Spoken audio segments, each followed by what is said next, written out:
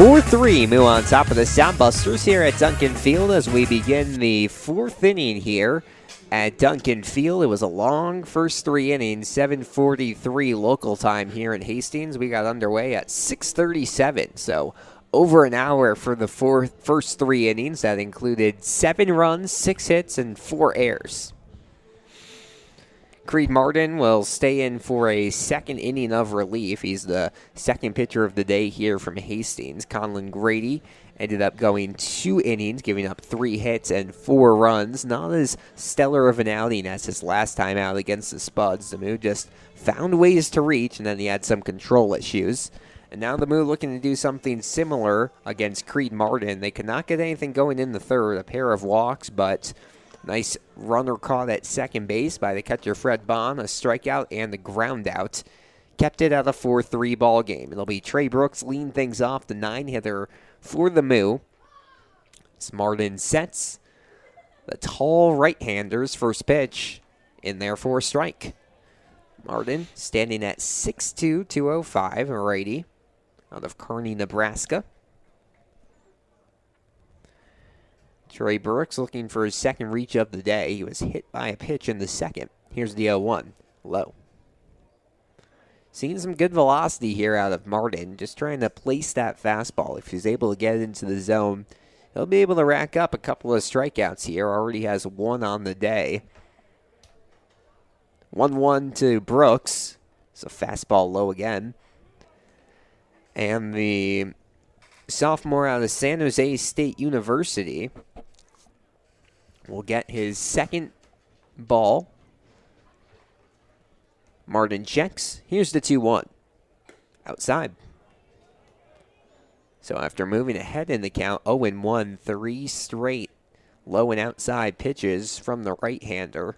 And Brooks, he'd be happy with his second free pass of the day. Here's the 3-1. Outside. The Moo have been patient at the plate here today, and that's a good sign. Second straight inning leadoff walk for Fremont. So, as you said, good eye at the plate. That's good. Someone with a very good eye for the plate, Josh Blount, coming to the plate now. He's been the team leader in walks just about all season long. Reached via hit by pitch in the second, came around to score. Now we'll see what the lefty out of Texas A&M Corpus Christi can do here. Playing in right tonight. First pitch from Martin. Long set. Here's the pitch. And strike called on the bottom outside part of the zone.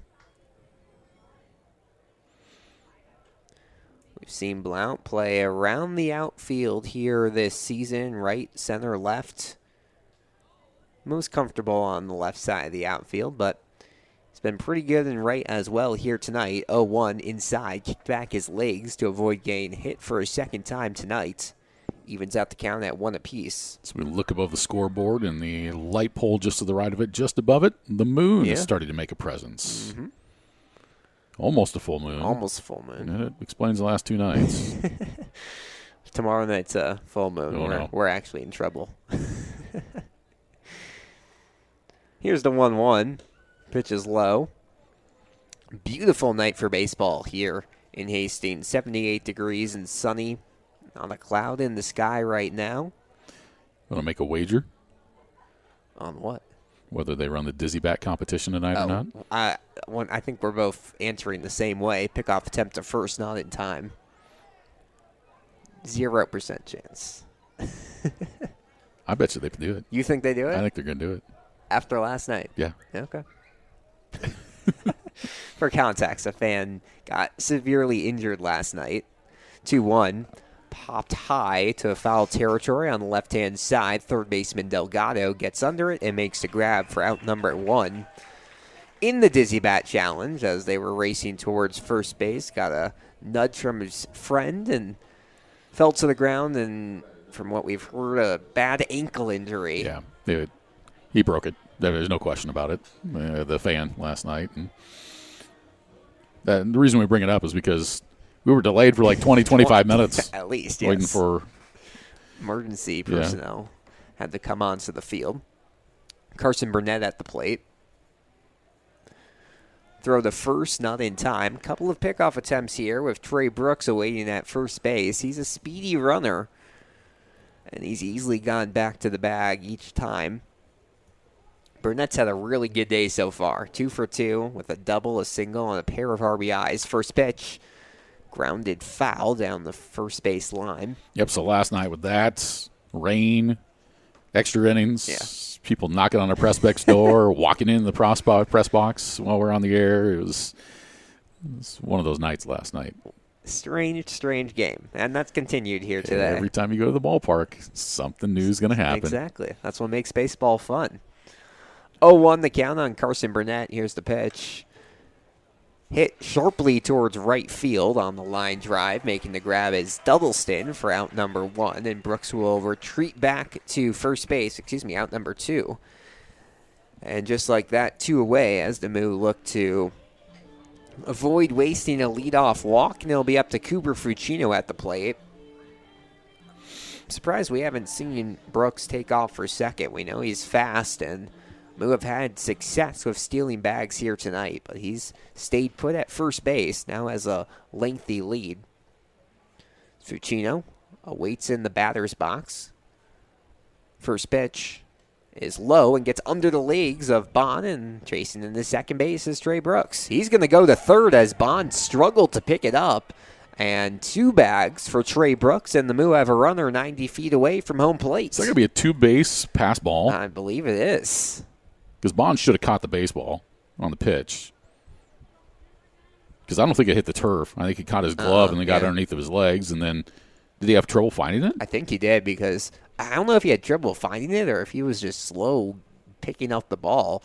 But heads up base running from Trey Brooks either way. The 1-0 from Fucino outside.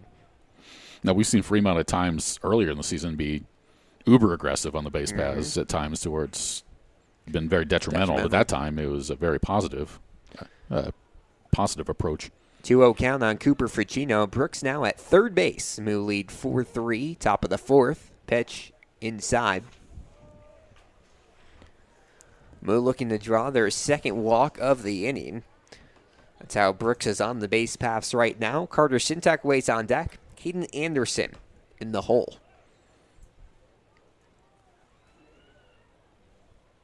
Here comes a 3-0. Fastball just to the outside part of the zone for a strike. There was no chance Fucino was swinging at that one, no matter what the pitch was.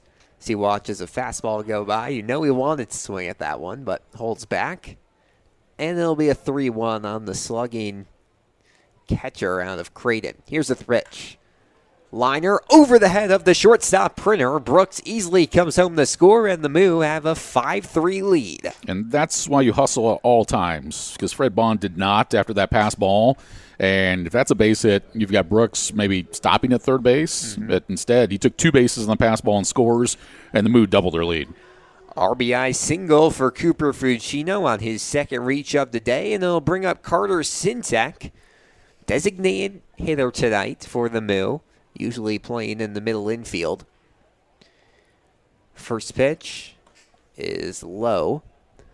Both of the designated hitters tonight out of South Dakota State University. Bryce Ronkin in the 3-hole for the Sodbusters, and Carter Sintek in the 4-hole for the Moo. Fucino awaits at first base. Here's the pitch. In there outside for a ball. We'll move to a 2-0.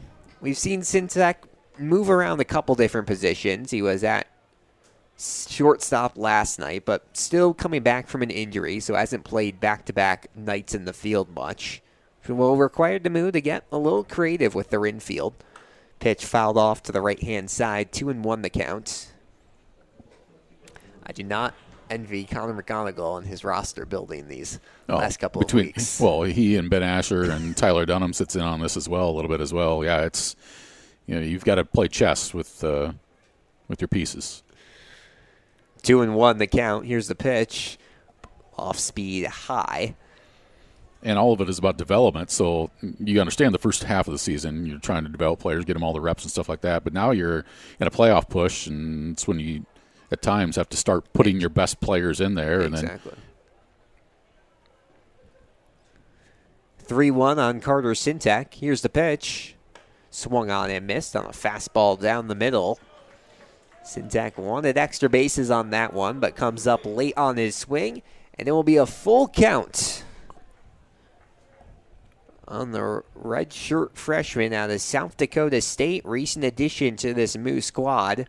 2 away. Here's the 3-2. Runner takes, bounce towards short. Printer off the glove of the shortstop, and everyone will be safe. Interesting to see how they'll rule this one. That was a tough play for Printer coming up, take it off the short hop, and they're going to, well, they put an error on the, up on the sodbuster, so it's going to be an error.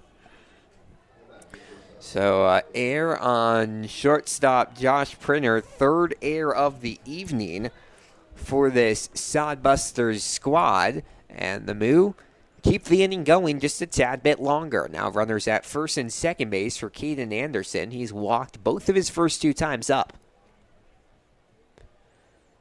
First pitch from Martin.